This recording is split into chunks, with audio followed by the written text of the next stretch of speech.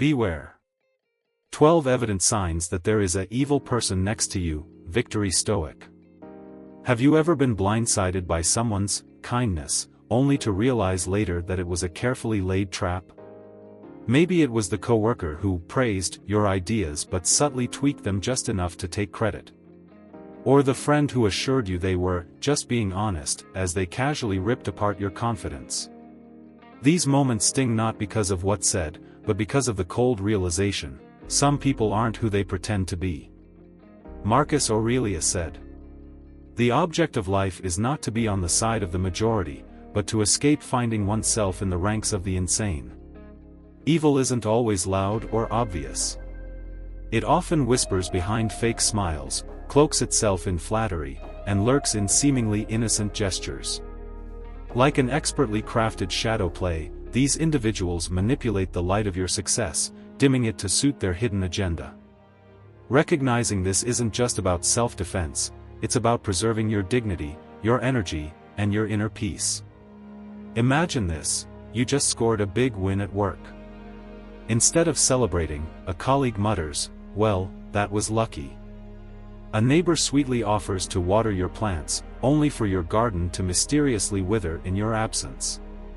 Or a friend, with all the warmth of a crocodile, insists you deserve better, right before cozying up to the partner you confided about.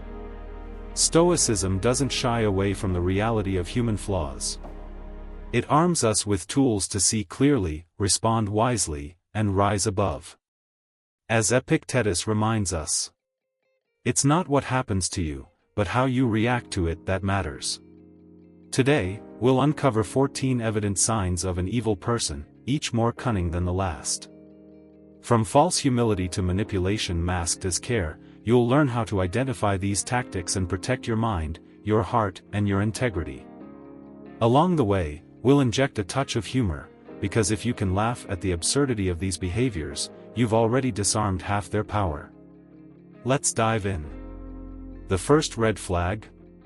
They take pleasure in your failure, and they do it with a smile. Number 1, finding joy in the pain of others. Cruelty isn't always loud.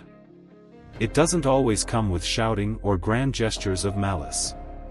Often, it's the quiet, calculated pleasure someone takes in your struggles. These are the people who thrive on chaos, delighting not just in seeing you stumble, but in being the invisible hand that gave you the shove. The subtle thrill of watching you fall. Imagine you've been saving for months to buy your first home. You excitedly share your plans with a friend. They nod along, smiling, before casually dropping, "You're sure this is the right time? I've heard the housing market is about to crash." Suddenly, what was once a moment of pride and hope now feels like a storm of doubt and second-guessing. Months later, when you've hesitated long enough to miss out on your dream house, they're the first to say, "I told you it wasn't the right time." This isn't advice. This is sabotage wrapped in false concern. It's not just envy, it's the cold satisfaction of knowing they played a part in your failure. Why they do it? The malicious person thrives on imbalance. Your success, happiness, or growth serves as a glaring reminder of what they lack.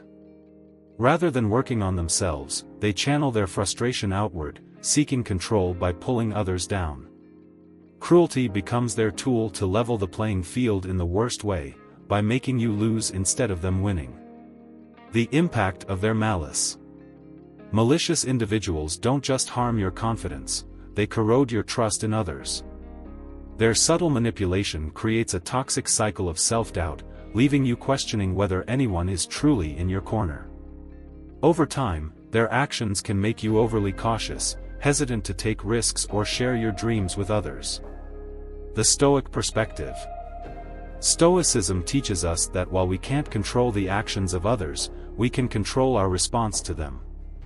Seneca's wisdom shines here: it is not the man who has too little, but the man who craves more, that is poor.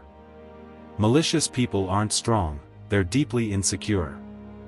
Their cruelty is not a reflection of your worth, but of their emptiness. Recognizing this truth allows you to rise above their pettiness and reclaim your peace. How to disarm cruelty. Recognize the patterns. When someone consistently offers advice that leaves you feeling smaller, it's a red flag. Their words aren't meant to help, they're meant to control. Detach emotionally, don't internalize their malice. Their joy in your pain is a reflection of their character, not your value. Redirect the power. Instead of reacting to their negativity, use it as motivation. Prove to yourself, not to them, that you can succeed despite their attempts to hold you back. Limit their influence, distance yourself from those who thrive on your pain. Protect your dreams by surrounding yourself with supportive, genuine people. Your success is their weakness. To a truly cruel person, your progress feels like their loss. But the best response to their malice is to let it fuel your determination. As Marcus Aurelius taught, the best revenge is not to be like your enemy. Stay focused on your goals. Let their bitterness become the wind that propels your ship forward, not the anchor that drags you down. Their joy in your pain is fleeting, but your triumph will echo long after their cruelty fades. Number 2, the web of negative energy. Negative energy is the silent toxin that seeps into every interaction, turning even the brightest moments dim. It's not always obvious, no stormy arguments, no pointed fingers. Instead, it lingers in the air like a faint but unshakable fog. Have you ever walked into a room and immediately felt a sense of discomfort, as if something unspoken was weighing the atmosphere down? That's negative energy at work. Imagine this: you're sharing good news with a group of friends. Everyone smiles, but one person just nods quietly. They don't need to say much, their aura says it all. It's not jealousy, not overt hostility, but a subtle undercurrent of judgment or disapproval. That energy, left unchecked, can silently chip away at your joy. The Stoics remind us that the only things within our control are our perceptions and responses.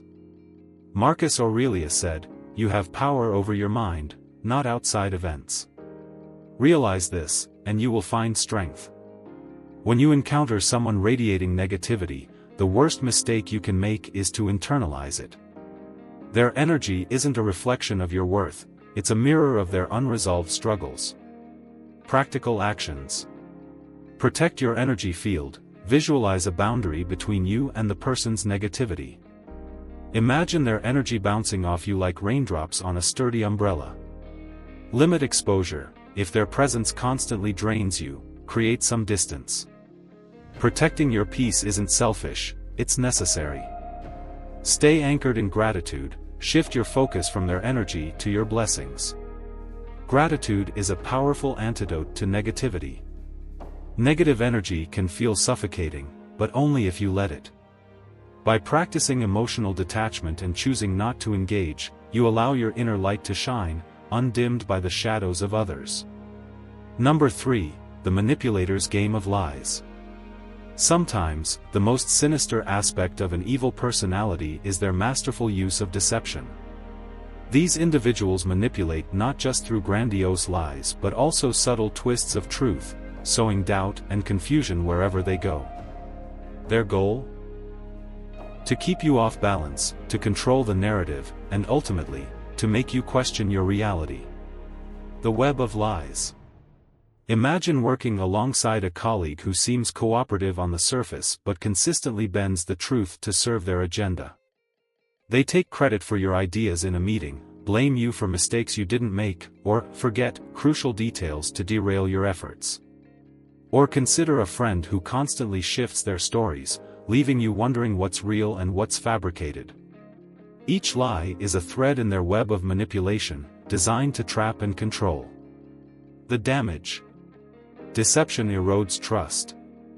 It creates an atmosphere where you second-guess your instincts and question the intentions of those around you. Over time, being surrounded by lies can lead to self-doubt, emotional exhaustion, and even isolation as you pull away to protect yourself. The manipulator's lies often come with a sprinkle of truth, making them harder to detect and more painful to uncover. When their deceit is revealed, it's not just the betrayal that stings, it's the realization of how deeply they've infiltrated your sense of security. The Stoic perspective.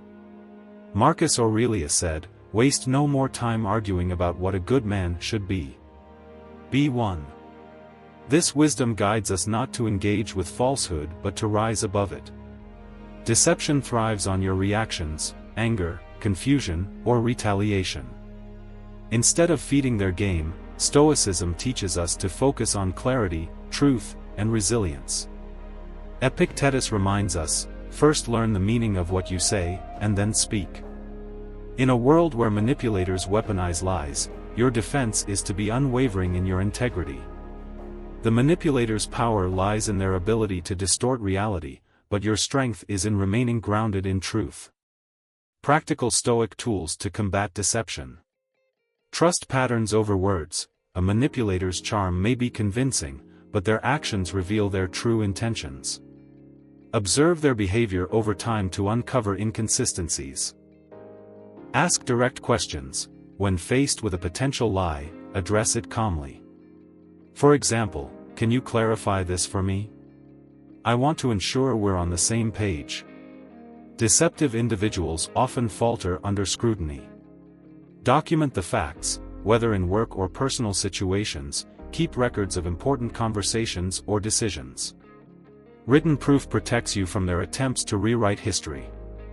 Detach emotionally. Recognize that their lies are a reflection of their insecurity, not your worth. Maintain your inner peace by refusing to let their falsehoods affect you. Turning the game around. When you refuse to play their game, manipulators lose their grip. By staying calm, consistent, and committed to truth, you expose their deceit without compromising your own values. Instead of confronting them with aggression, let your clarity and composure highlight their dishonesty. A Stoic reminder. Seneca wisely said, "A guilty person sometimes has the luck to escape detection, but never to feel secure." While their lies may temporarily succeed, manipulators live in a constant state of fear of being exposed. By remaining steadfast in your truth, you not only protect yourself but also remind them of the emptiness of their tactics. Conclusion. In the face of deception, your power lies in your integrity. Let their lies crumble under the weight of your authenticity, and watch as their web of manipulation falls apart. True strength isn't in exposing their deceit, it's in refusing to let it touch your core.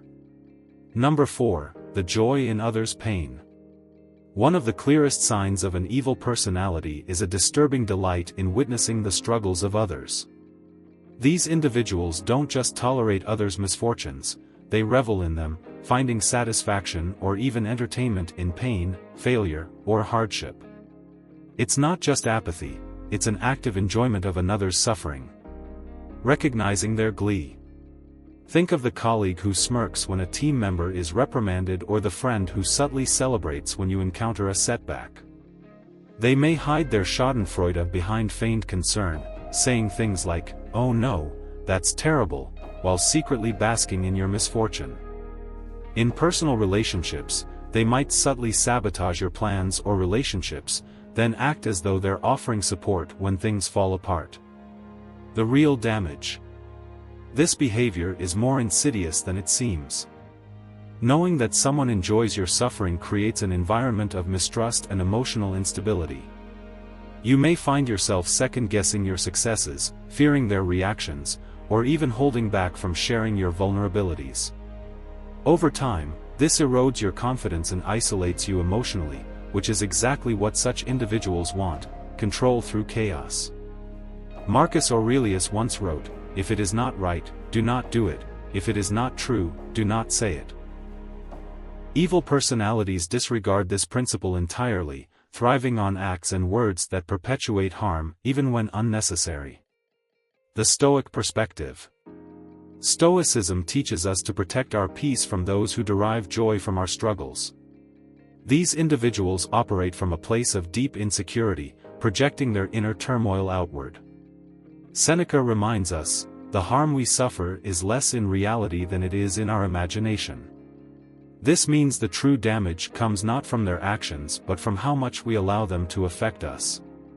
Instead of letting their pleasure in your pain poison your spirit, Stoicism calls on us to cultivate resilience. Their joy in your struggles is a reflection of their darkness, not a reflection of your worth. Practical Stoic strategies. Detach from their reactions.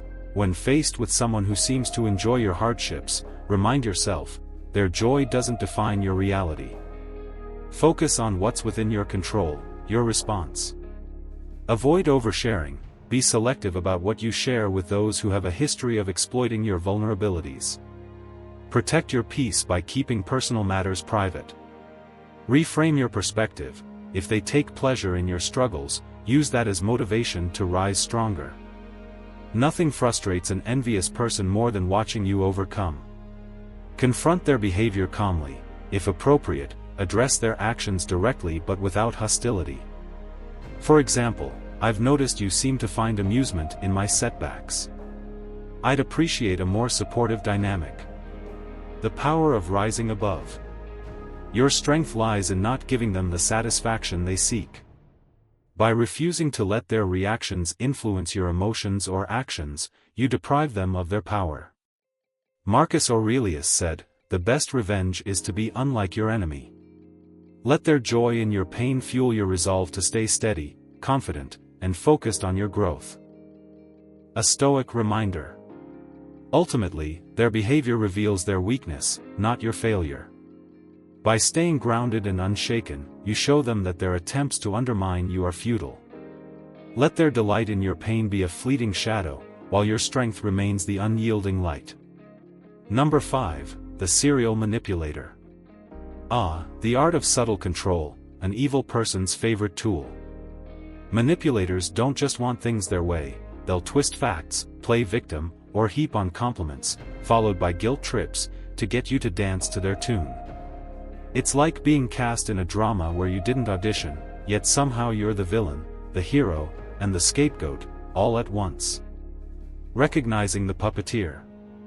Imagine your friend says, "You're the only one who understands me," then later adds, "If you cared, you'd help me cancel my plans with so-and-so." Or think of the coworker who gushes about your skills, only to follow it up with, "Since you're so good at this, can you cover for me on Saturday?" Manipulators know how to make you feel special, until you realize their compliments are bait. They create a trap so cleverly disguised as kindness that you'll question whether you're the one being unreasonable. Spoiler alert, you're not. Stoic humor in the face of manipulation. Seneca would probably chuckle at their theatrics. He said, "The greatest remedy for anger is delay." In this case, delay works wonders for manipulation, too. Before agreeing to their schemes, take a step back. Smile, nod, and say, "Let me think about that." Watching their plans crumble as you refuse to play their game can be oddly satisfying. Practical tips to outsmart the manipulator. Learn to say no. Practice responses like, "I'd love to help, but I'm overcommit right now." Call out the tactics, playfully, "Wow, that's quite the compliment. Are you buttering me up for something?" Flip the script. When guilt-tripped, reply, "You know, I trust you'll figure this out on your own. You're capable." The joke's on them. Manipulation only works if you let it. By using humor and boundaries, you turn their tricks into an exercise in futility.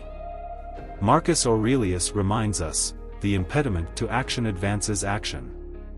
Their schemes are obstacles that make you sharper, funnier, and more unshakable.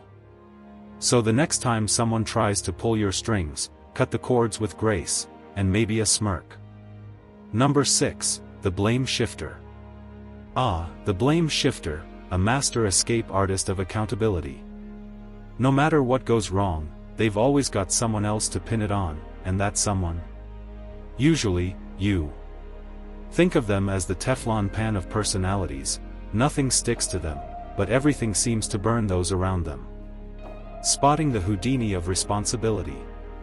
Picture this: a team project at work goes sideways. Deadlines missed, chaos ensues. You know they dropped the ball, but before you can even blink, they've spun a tale of how you didn't follow up or someone else didn't provide clear instructions. Meanwhile, they stand at the center, arms crossed, exclaiming, "I did everything I could." Or in personal relationships, they conveniently forget their role in a misunderstanding. "I didn't mean to say that, you just took it the wrong way." Classic. The Stoic antidote to blame games. Epictetus nailed it when he said, "When you are offended at any man's fault, turn to yourself and study your own failings. Then you will forget your anger." But let's not confuse this with accepting undeserved blame. Instead, the key is to step back, assess calmly, and refuse to carry their misplaced guilt. Practical tips for dealing with blame shifters. Document everything. At work, keep email trails or written agreements. "Actually, here's the email where we agreed on your task deadline." Boom. Mic drop. Ask direct questions. Force clarity with statements like, "Can you explain how my role contributed to this?" Watch them squirm. Deflect the blame boomerang. With a kind smile, say, "I hear what you're saying, but let's focus on solutions instead of blame." Turning their trickery into triumph. The beauty of dealing with blame shifters is that their antics reveal their insecurity. As Seneca wisely said, "It is not the man who has too little, but the man who craves more, that is poor." Refuse to let their blame affect your sense of self-worth. Rise above their finger-pointing. Hold your ground with calm logic, and let their blame ricochet right back to where it belongs. And here's the punchline: when you stop playing their game, you leave them chasing shadows, and they'll have no one left to blame but themselves. Number 7. Manipulating guilt and compassion. Evil characters rarely come at you directly. Instead, they play with your emotions like a puppeteer pulling strings. Their favorite tools? Guilt and compassion. These manipulators prey on your empathy, turning your kindness into a weakness they can exploit for their benefit. The guilt gambit in relationships. Picture this: a partner who constantly makes you feel guilty for your choices. Let's say you've been working overtime on a big project. You're proud of your progress, but instead of support, you hear, "I guess your work is more important than spending time with me. Maybe I should stop caring so much." Suddenly, you're questioning your priorities, feeling like you're in the wrong for pursuing success. Manipulative partners twist situations to make you feel like the villain, even when you've done nothing wrong. They use guilt as a leash, controlling your decisions and keeping you tethered to their needs. The compassion trap at work. Now let's move to the workplace. Imagine a coworker who always seems to be in a bind. They come to you with teary eyes and stories of personal struggles. "I just can't meet this deadline. My life is so hard right now. Could you finish this for me?" Your empathetic heart wants to help, but this has happened too many times. You begin to notice they never reciprocate, and their emergencies always seem to coincide with the busiest times for you. The worst part? They've mastered the art of making you feel selfish if you say no. The Stoic defense: compassion with boundaries. Marcus Aurelius reminds us, kindness is invincible, provided it is sincere. This doesn't mean being a doormat. True kindness requires strength and discernment, knowing when to help and when to protect your own well-being. Practical actions. Pause before acting. Before giving in to guilt or compassion, ask yourself, is this a genuine need, or am I being manipulated? Set boundaries. Say, "I'd love to help, but I can't take this on right now." Keep your tone firm yet kind. Recognize patterns. If someone repeatedly exploits your empathy without offering support in return, it's time to reevaluate the relationship. Call it out. In relationships, try, "I feel like I'm being made to feel guilty for things I can't control." Let's discuss this constructively. Reclaiming your emotional power. Compassion is a strength, not a weakness. It allows us to connect with others and offer support where it's truly needed. But when manipulators wield guilt and compassion as weapons, Stoicism gives us the tools to resist. As Epictetus teaches, he who is free from desire is free from fear. Free yourself from the need to please everyone, and you'll find that your empathy shines brighter, unclouded by manipulation. Stand firm in your values, and remember, true kindness starts with being kind to yourself. Number 8, the opportunist helper. Evil people often wear a mask of generosity, swooping in to help when it benefits them the most. These are the people who seem selfless on the surface, but their deeds always come with strings attached. They aren't helping out of kindness, they're investing in you like a stock they plan to cash in on later. The workplace opportunist. Imagine you're swamped at work, drowning in deadlines. A coworker suddenly steps in, flashing their brightest smile, "I'll help you out." What are friends for?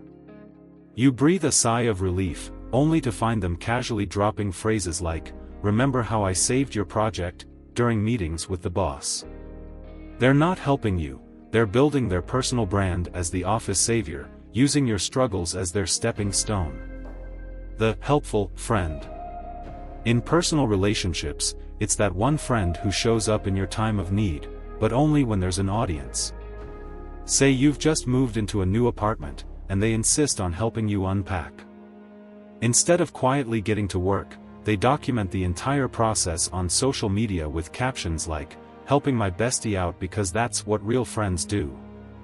Meanwhile, you're still lugging boxes while they're perfecting their selfie angle. The Stoic perspective: be wary of strings. Seneca warns us, a benefit is only acceptable if the giver relinquishes all claim to it. Genuine help comes without expectations or hidden motives.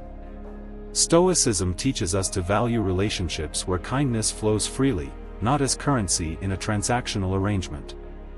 Practical actions: spotting the opportunist. Test their intentions, politely decline their help and see how they react. True generosity doesn't hinge on being accepted.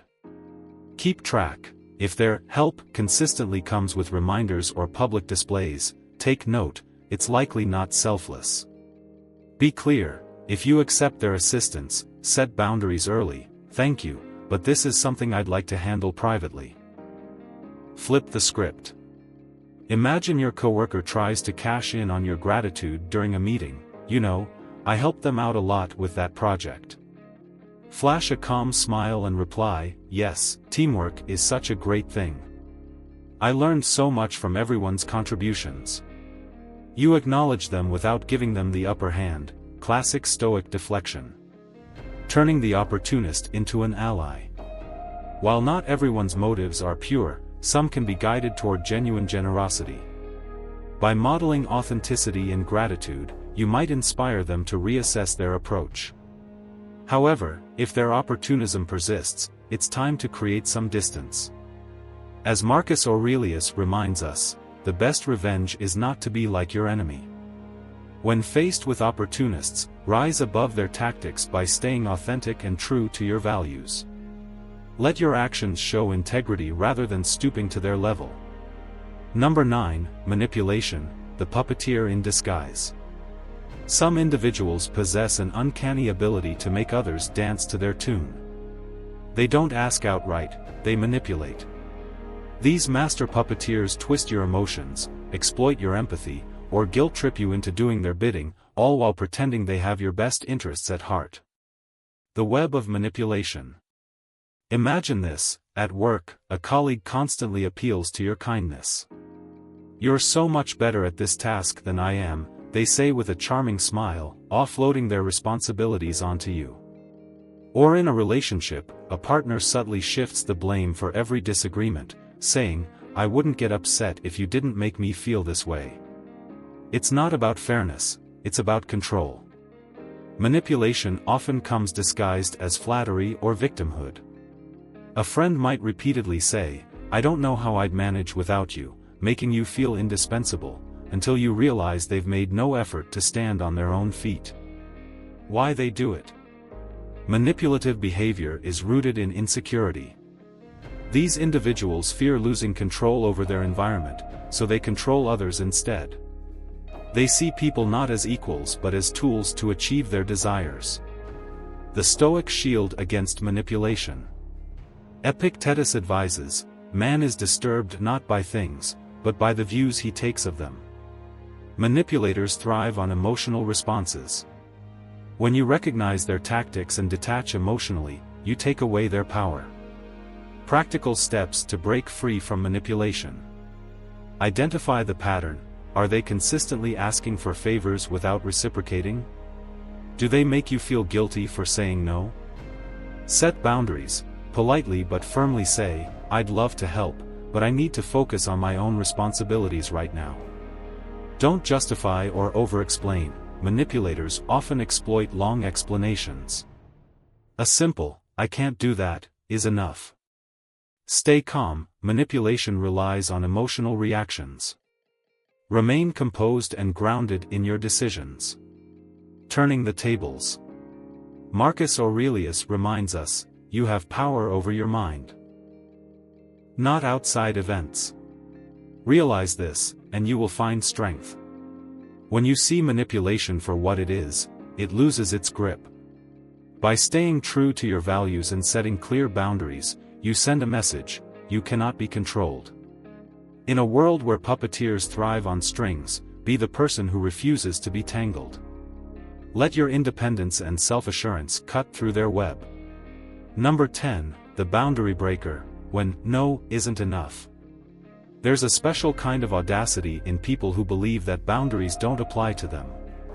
These are the boundary breakers, the ones who interpret "no, thank you" as a challenge, not a limitation.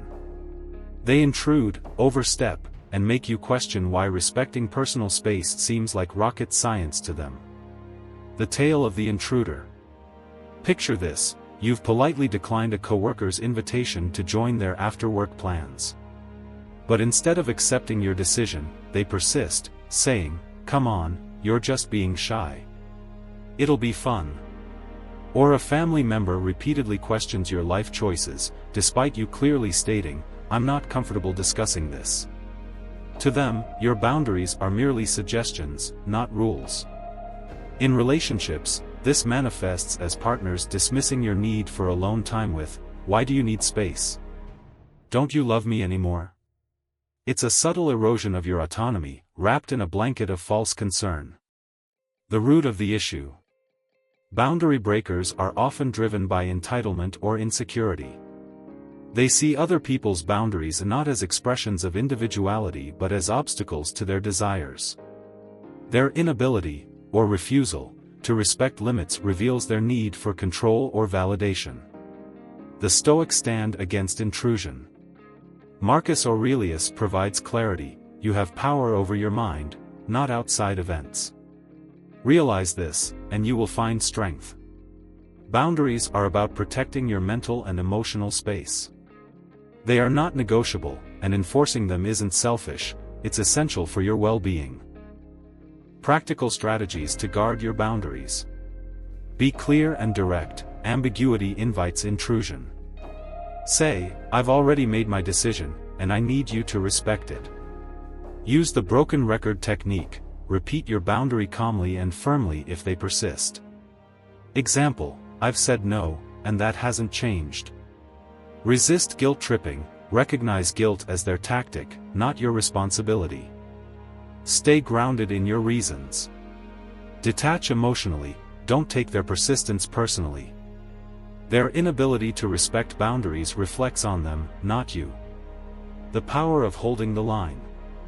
When you enforce your boundaries, you send a clear message: your time, energy, and decisions are valuable.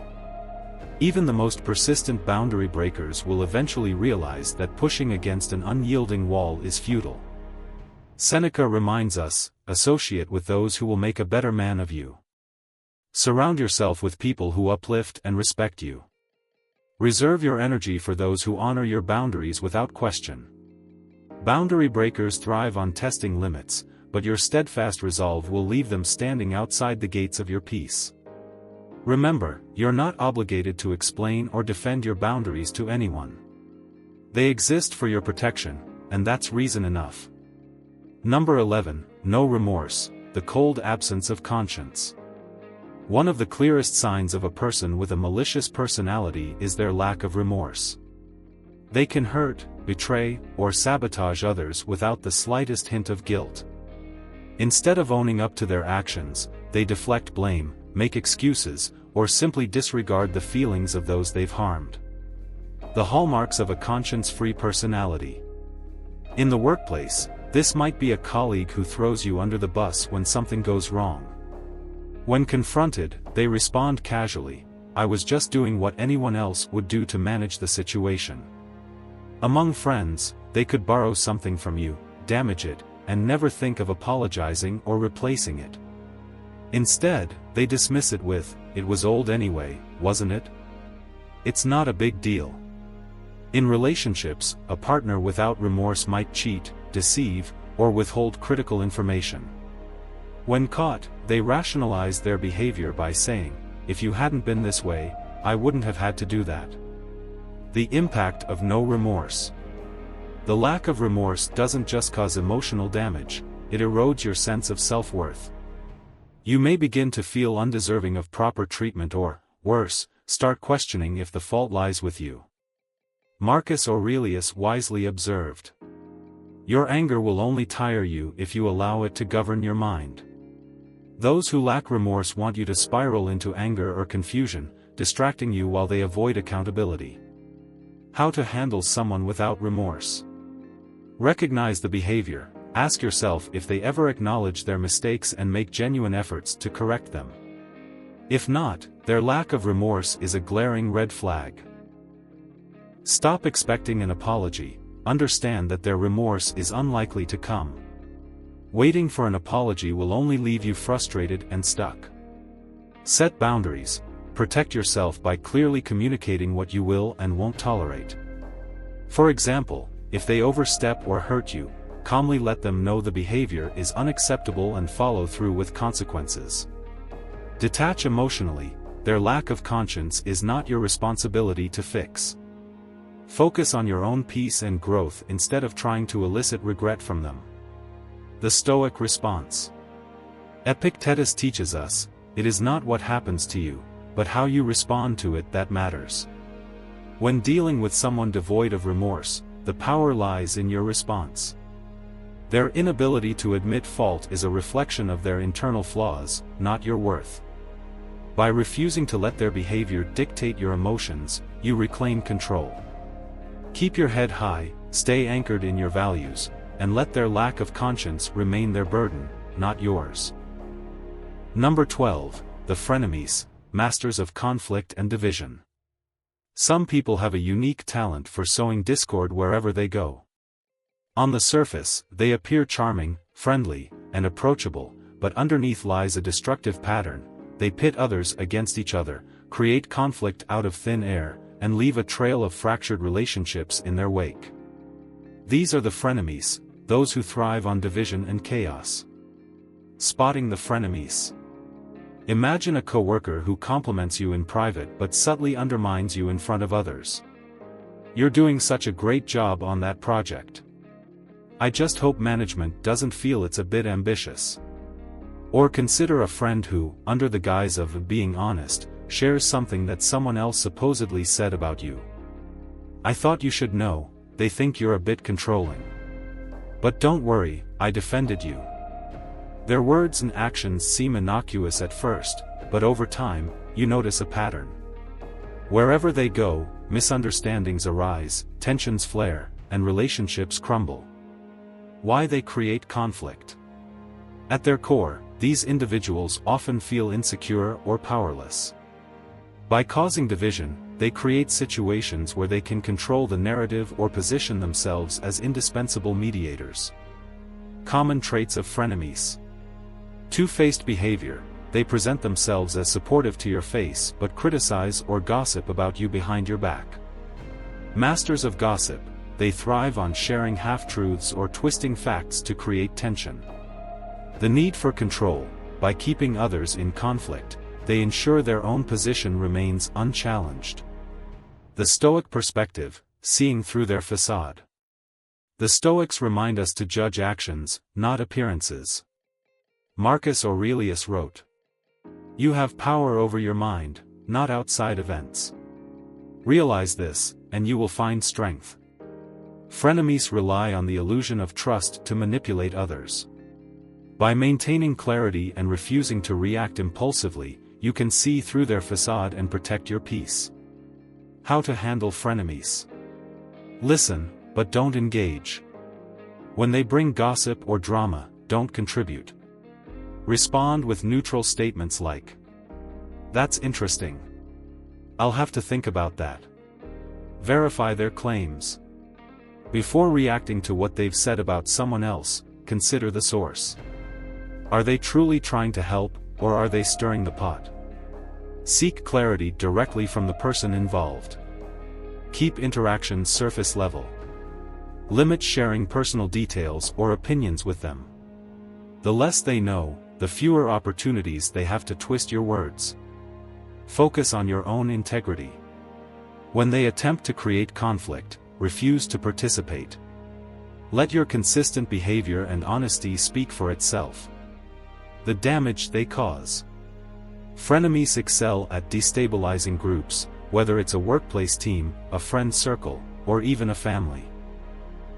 Their manipulation erodes trust, making it harder for people to work together or maintain healthy connections.